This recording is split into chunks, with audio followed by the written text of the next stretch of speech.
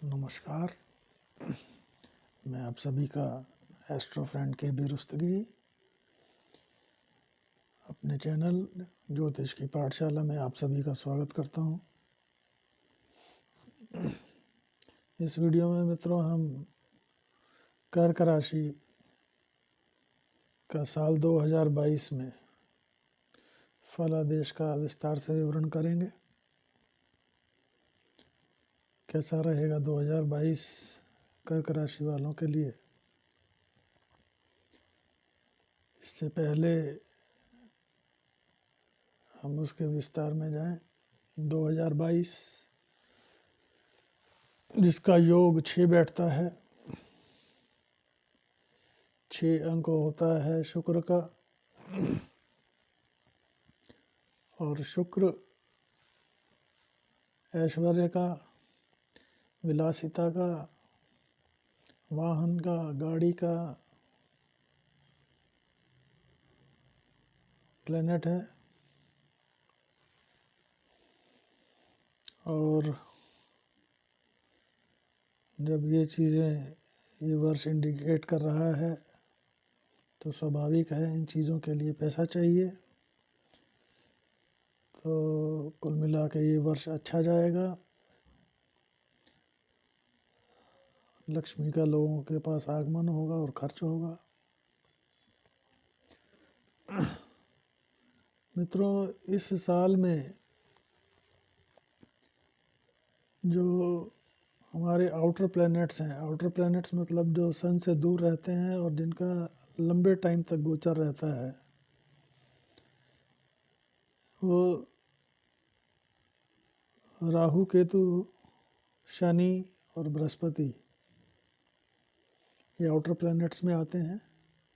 क्योंकि ये गोचर टाइम भी इनका लंबे समय तक रहता है और इनका जो है असर भी एक लंबे अंतराल के बाद ही पड़ता है। जो इनर प्लैनेट्स हैं, चंद्रमा, मंगल, बुध, शुक्र, ये गोचर जल्दी जल्दी करते हैं और इनका रिजल्ट भी जल्दी आता है। तो इन प्लैनेटों की चर्चा जब हम इनके राशिफल मंथली वाइज आपको बताएंगे अभी, तो उसमें चर्चा करेंगे। तो इस साल जो आउटर प्लैनेट्स की स्थिति है, चारों के चारों प्लैनेट जो हैं इस साल को ट्रांजिट कर रहे हैं। ऐसा जनरली कम होता है कि चारों के चारों प्लैनेट एक ही वर्ष में ट्रांजिट करें, लेकिन इस वर्ष जो है अप्रैल माह में ये चारों प्लैनेट ट्रांजिट कर जाएंगे, दूसरे घरों में गोचर करेंगे। तो ये वर्ष जो है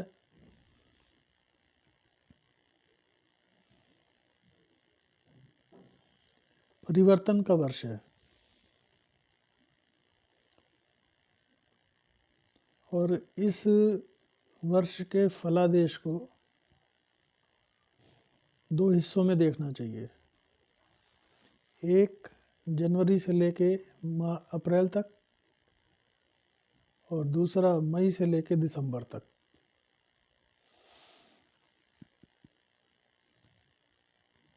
क्योंकि राहु केतु 12 अप्रैल को ट्रांजिट कर जाएंगे, राहु वृषभ से मेष में और केतु वृश्चिक से तुला में। 13 अप्रैल को गुरु गोचर करेंगे कुंभ से अपनी ही राशि में मीन में, और शनि अपनी राशि मकर से अपनी ही राशि मूल त्रिकोण राशि के अंदर कुंभ में प्रवेश करेंगे 29 अप्रैल को। तो इस तरह से ये चारों ग्रह का परिवर्तन ये दर्शाता है कि ये साल जो है परिवर्तन का साल है। सबके समय जिनका अच्छा चल रहा है तो अच्छा नहीं चलेगा, बुरा है तो बुरा नहीं चलेगा, कुछ ना कुछ उथल पुथल होगी, परिवर्तन होगा इस साल में। सबसे पहले हम चर्चा करते हैं कर्क राशि के फलादेश के लिए। गुरु ग्रह जो हैं जो ट्रांजिट करेंगे 13 अप्रैल को, कर्क वालों के जो गोचर में अभी ये अष्टम में गोचर कर रहे हैं, कुंभ में विराजमान है, तो ये समय गुरु के हिसाब से कोई श्रेष्ठ समय नहीं है, क्योंकि अष्टम के गुरु हैं तो अध्यात्म वगैरह की तरफ तो रुझान करते हैं, लेकिन शनि की राशि में बैठ के अष्टम का गुरु अच्छे फल नहीं देता है। लेकिन जब ये 13 अप्रैल को अपनी ही राशि में गोचर करेंगे, अष्टम से नवम में भाग्य स्थान पे जाएंगे, तो भाग्य में वृद्धि करेंगे। लेकिन इनकी वृद्धि जो है कोई बुरी खबर के साथ होगी। अष्टम से गुरु गोचर करके अगर आपके भाग्य में वृद्धि कर रहे हैं तो आपको जो भाग्य में वृद्धि होगी वो पैतृक संपत्ति से होगी, लेकिन किसी बुरी खबर के साथ होगी। तो उसके बाद जो गुरु जब भाग्य में गोचर करेंगे, अपने ही घर में गोचर करेंगे, तो भाग्य में वृद्धि तो होगी, लेकिन और यहाँ से बैठ के आपके लग्न को देखेंगे, अपने ही उसको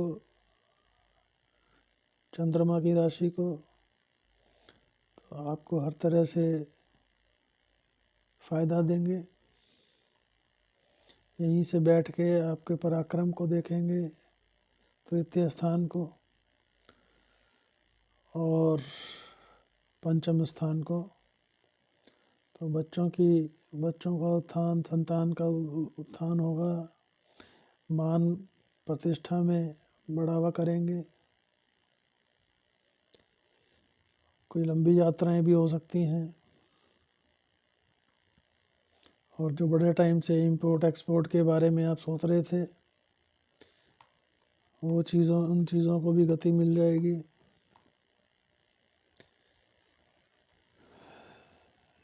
लेकिन ये साल जो है आपके व्यापार में चेंज, आपके घर में चेंज, प्लेस बदल सकती हैं, जगह बदल सकती है, व्यापार का स्टाइल बदल सकता है, काम बदल सकता है, परिवर्तन जरूर करेगा। इसके उपरांत गुरु जो हैं 2 जनवरी से 2 मार्च तक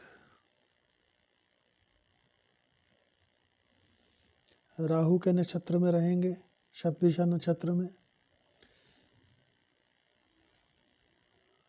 तो अच्छा परिणाम नहीं देते हैं।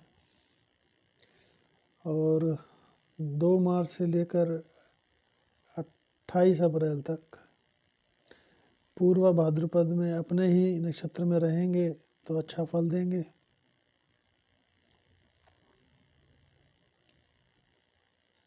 इसके अलावा 28 अप्रैल से और साल के अंत तक उत्तर भाद्रपद में शनि के नक्षत्र में गोचर करेंगे, तो ये सम रहेगा। कुंडली में आपकी तत्कालिक मित्रता कैसी है गुरु के साथ, उस पर डिपेंड करता है। सॉरी।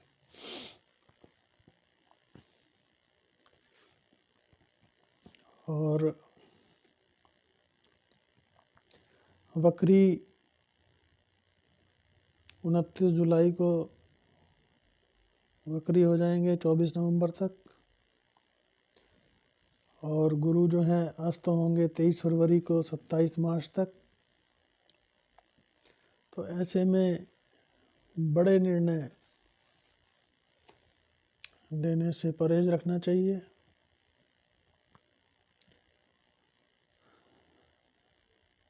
ऐसे में अगर आप कोई बड़े निर्णय लेते हैं तो गलती होने के चांसेस ज़्यादा रहते हैं। अब आ जाते हैं हम शनि पे। शनि कर्क राशि वालों के सप्तम और अष्टम के स्वामी हैं। और इस समय वो शनि खुद अपने मकर राशि में से कर्क वालों के सप्तम भाव में गोचर कर रहे हैं। सप्तम भाव में बैठकर साझेदारी, दाम्पत्य और हर तरह उसमें वृद्धि करेंगे। और जब इनकी तीसरी दृष्टि भाग्य पे, लेकिन वहाँ पे गुरु विराजमान होंगे तो खास दिक्कत नहीं देंगे। लेकिन जब सप्तम की दृष्टि से लग्न को देखेंगे तो आपके मन को थोड़ा सा विचलित तो करेंगे।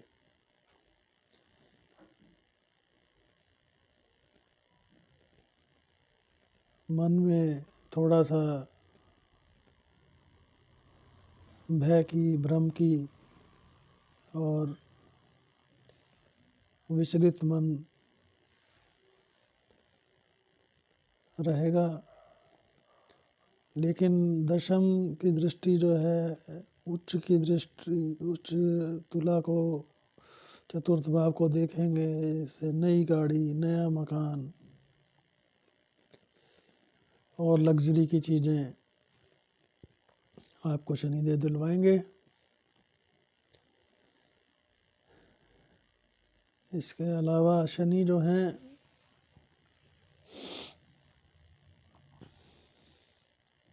श्रवण नक्षत्र में 18 फरवरी तक रहेंगे। चंद्रमा का नक्षत्र जो इनका मित्र नहीं है। उसके उपरांत धनिष्ठा में 18 फरवरी से साल के अंत तक रहेंगे। तो ऐसे में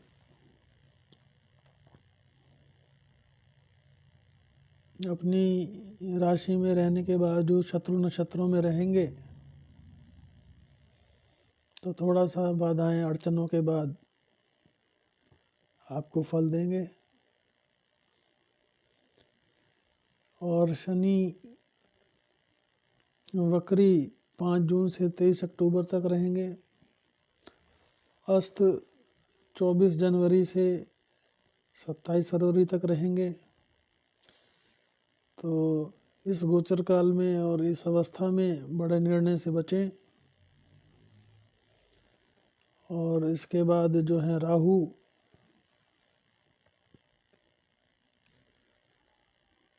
जो है वृष राशि में गोचर कर रहे हैं।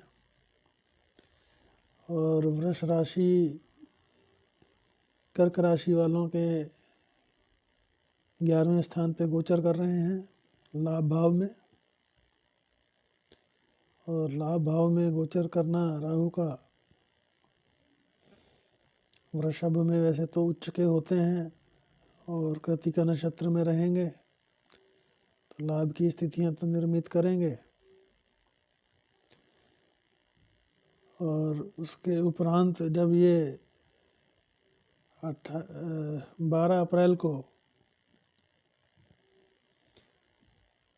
गोचर करेंगे मेष राशि में तो कर्क वालों के 10वें स्थान में गोचर करेंगे।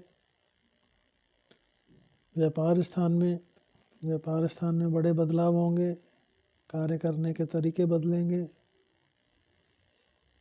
और कुछ अड़चनों परेशानी के बाद, क्योंकि ये मंगल और राहु जब मंगल के घर में बैठेंगे तो दंगल तो करेंगे ही,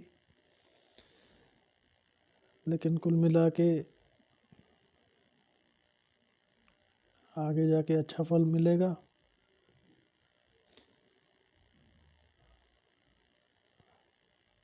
राहु जो हैं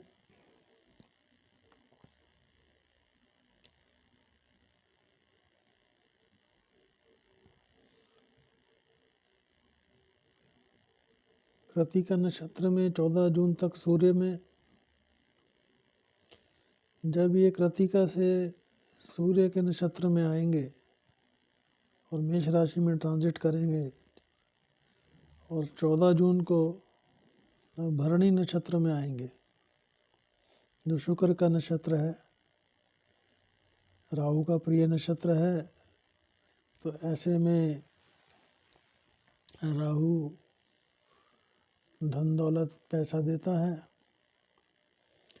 तो आपके व्यापार से फ़ायदा होगा आपको, क्योंकि व्यापार में गोचर कर रहे हैं दशम स्थान में। लेकिन ये गोचर पिता से अलगाव, पिता से मतभेद, उनके स्वास्थ्य में कमी, इस तरह की चीज़ें दर्शाता है। और बाकी पैसे के लिहाज से समय अच्छा है। और केतु जो है वृश्चिक राशि में गोचर कर रहे हैं, और यह गोचर जो है